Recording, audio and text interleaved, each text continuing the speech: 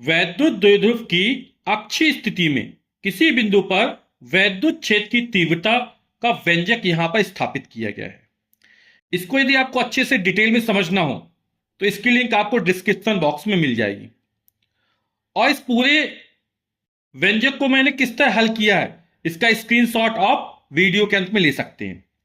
तो यहां पर ए बी एक वैद्युत द्विध्रुव है जिसके प्लस क्यू और माइनस क्यू आवेश है ना।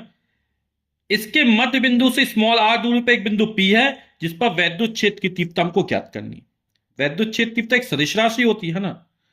तो प्लस क्यू आवेश के कारण बिंदु पी पर वैद्युत क्षेत्र तीव्रता, धनावेश का वैद्युत क्षेत्र तीव्रता क्या होती है, धनावेश से दूर यानी बाहर की तरफ, यानी ये हो जाएगी E1 का मान हो जाएगा ये। और कितना हो जाएगा, E बराबर तो 1/4πε0 Q अपॉन आर स्क्वायर है ना। तो यहां से B से P तक की दूरी BP हो जाएगी और इसका मान कितना है R माइनस L का होल ऑफ स्क्वायर। ठीक, तो ये हो जाएगा E1 बराबर 1/4πε0 Q upon R minus L का होल ऑफ स्क्वायर, दिशा B से P की ओर। इसी तरह माइनस क्यू आवेश के कारण बिंदु P पर वैद्युत क्षेत्र की तीव्रता, ऋण आवेश के कारण वैद्युत क्षेत्र तीव्रता की दिशा क्या होगी, जिस तब ऋण आवेश स्थित होता है, यानी P से A की ओर हो जाएगी या P से B की ओर हो जाएगी। और दूरी कितनी हो जाएगी, A से P तक की दूरी, स्मॉल r में स्मॉल l जोड़ दिया है, r प्लस l हो जाएगी। तो हो जाएगा E2 का मान निकल आएगा 1/4πε0 और AP का मान रख दिया r प्लस l का होल ऑफ स्क्वायर, दिशा P से A की ओर। अब यहां पर बिंदु P पर परिणामी क्षेत्र निकालना है। दोनों वेक्टर परस्पर विपरीत दिशा में है तो परिणामी कैसे निकालेंगे, घटा के निकालेंगे, यानी बड़े में से कम को घटा देंगे।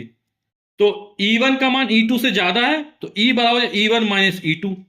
E1 और E2 के मान रख लिए है ना। Q अपॉन 4πε जो कॉमन निकाल लिया तो यहां ये बचा रहा है। अब इन दोनों का लघुत्तम कितना निकलेगा, R माइनस L का whole of square, R plus L का होल ऑफ स्क्वायर। इसको हल कर लेते हैं तो ये आएगा, यहां पर 4RL आया, इसको व्यवस्थित कर लेते इस प्रकार से, क्योंकि वैद्युत द्विध्रुव आघूर्ण P वाला का Q इंटू 2L होता है तो यहां पर P रख दिया गया। तो सूत्र निकला कि जो स्मॉल l दूरी है वो R की तुलना में बहुत कम है, अतः L स्क्वायर का मान R स्क्वायर की तुलना में बहुत कम होगा।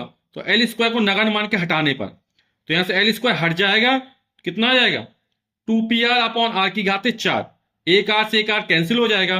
तो प्रूफ हो जाएगा हमारा E बराबर 1/4πε0 2P अपॉन R क्यूब।